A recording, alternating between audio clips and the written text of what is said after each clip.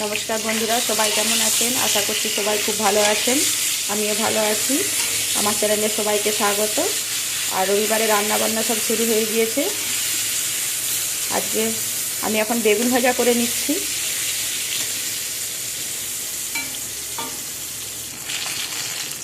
আমার এখানে বেগুন ভাজা প্রায় হয়ে এসেছে।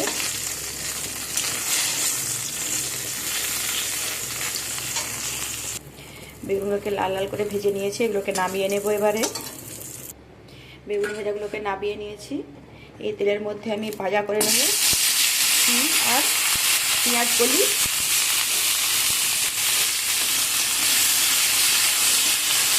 শীতের দিনে শিম আর পেঁয়াজ কলি ভাজা খেতে খুব সুন্দর লাগে।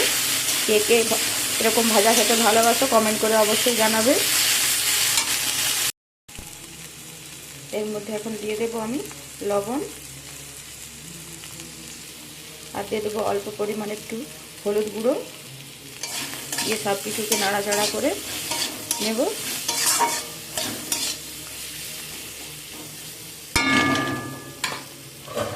দিয়ে আমি এটাকে ঢেকে দেবো, আস্তে আস্তে ভাজা হবে।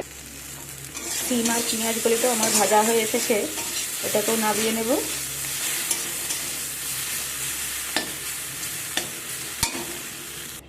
আমি এটাকে নামিয়ে নিয়েছি। এখন এর মধ্যে দিয়ে দেবো কেটে রাখা পেঁয়াজ। আমি এখন চিকেনটা বানিয়ে নেব, সেই জন্য আমি পেঁয়াজ ভাজা করে নিচ্ছি।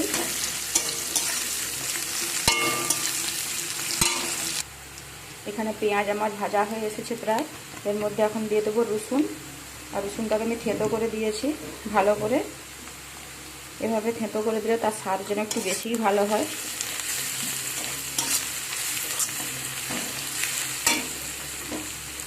আর কিছু আমি গোটা রসুন রেখেছিলাম কোয়া, সেগুলো দিয়ে দিলাম। সবকে ভাজা করে নেব। রসুন ভাজার একটা সুন্দর গন্ধ বেরিয়েছে। এর মধ্যে আমি এখন দিয়ে দেবো কেটে রাখা টমেটো। সবকে ভালো করে নাড়াচাড়া করে নেব। নাড়াচাড়া করে নিয়েছি। এখন এর মধ্যে দিয়ে দেবো আমি আদা বাটা। সব কিছুকে আবারও নাড়াচাড়া করে ভালো করে মিশিয়ে ভাজা করে নেব। এখন এর মধ্যে আমি গুঁড়ো মশলা দেব। দিয়ে দেবো 1 চামচ ধনে গুঁড়ো, 1 চামচ জিরে গুঁড়ো, হলুদ গুঁড়ো পরিমাণ মতো, লঙ্কা গুঁড়ো 1 চামচ। দিয়ে সবকে একসাথে মিশিয়ে ভাজা করে নেব মশলার সাথে।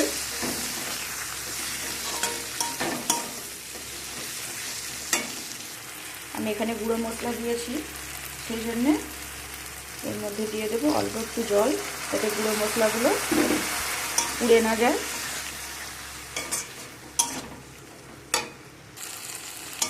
মশলা সব ভালো করে কষিয়ে নিয়েছি, মশলা থেকে তেল ছেড়ে দিয়েছে। এখন এর মধ্যে আমি দিয়ে দেবো ম্যারিনেট করা চিকেন। আমি চিকেনটাকে 1 ঘন্টার আগে ম্যারিনেট করে রেখেছিলাম।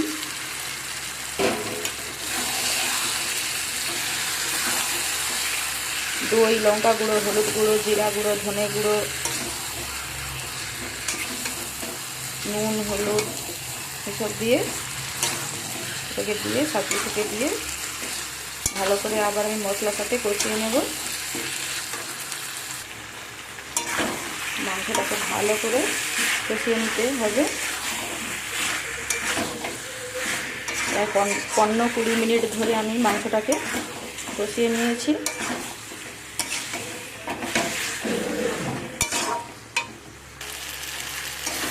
মাংস আমার এখানে কষানো হয়ে গেছে, মাংস থেকে তেল ছেড়ে দিয়েছে।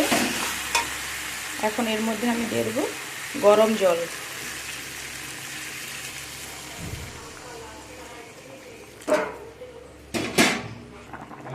ঝোল ফুটে উঠেছে, এর মধ্যে আমি ভেজে রাখা আলুগুলো দিয়ে দেব।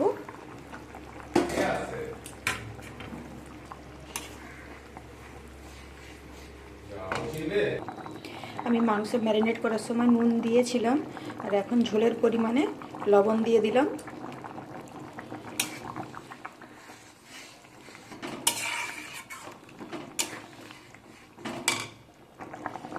এর মধ্যে আমি দিয়ে দিচ্ছি বেশ কিছুটা কুচিয়ে রাখা ধনেপাতা।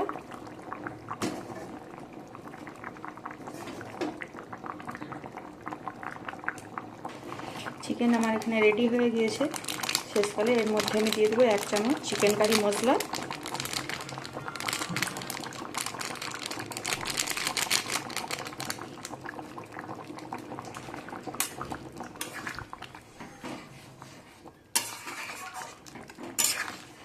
দিয়ে নামিয়ে নেব। তো বন্ধুরা, আমার ভিডিও যদি আপনাদের ভালো লেগে থাকে তাহলে লাইক করবেন, কমেন্ট করবেন, সাবস্ক্রাইব করে পাশে থাকবেন। আর আমার রান্নার রেসিপি কেমন লাগলো অবশ্যই একটি কমেন্ট করে জানাবেন। আমার চিকেন রেডি হয়ে গেছে, আমি চিকেনকে নামিয়ে নিয়েছি। তো এখন আমাদের খাওয়া স্টার্ট করব। তো সবাই একসাথে খেতে বসে গেছি।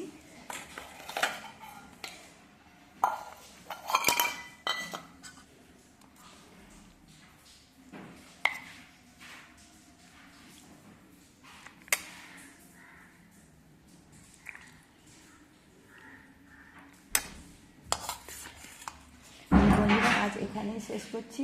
আবার দেখা হবে অন্য কোনো দিন অন্য কোনো রেসিপি নিয়ে। সবাই ভালো থাকবেন, সবাই সুস্থ থাকবেন।